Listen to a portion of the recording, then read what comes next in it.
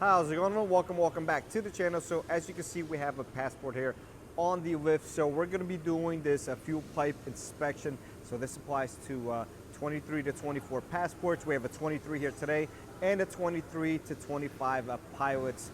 So we're just going to go over the procedure. We do have to remove this wheel. We have to peel back this fender liner right in here, and then we have to inspect it and take our appropriate picture. So with that being said, let's go ahead and get started.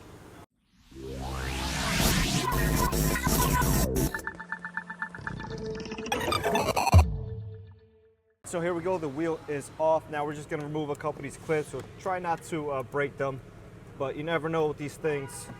So this one we are good here. So we have a couple of Phillips here.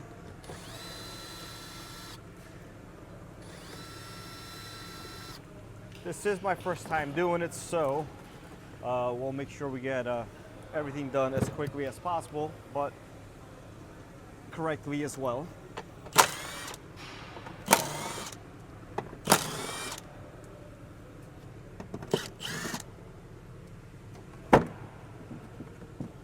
We have to take out that one there too.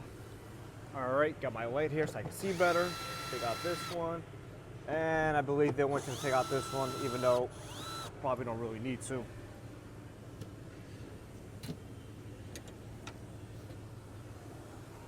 I'm gonna peel this back here.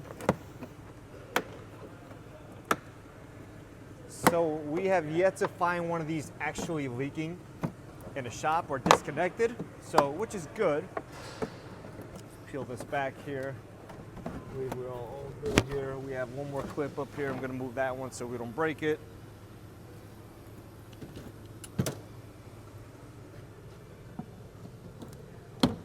All right, came out perfectly.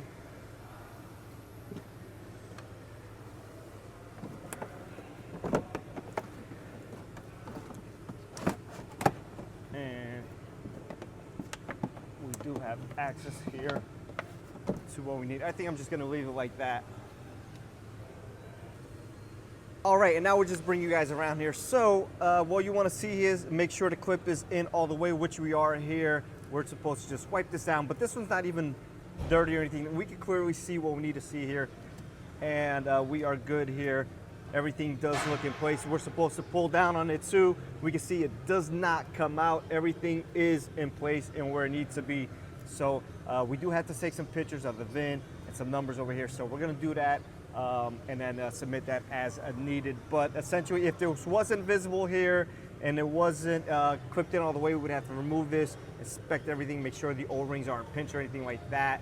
Clean everything thoroughly and then put it back into place. And then again, tug it, make sure nothing comes out. But it's not as serious as some people may think. Obviously, if this is disconnected and you were to put fuel in and it comes out, that could be a big deal.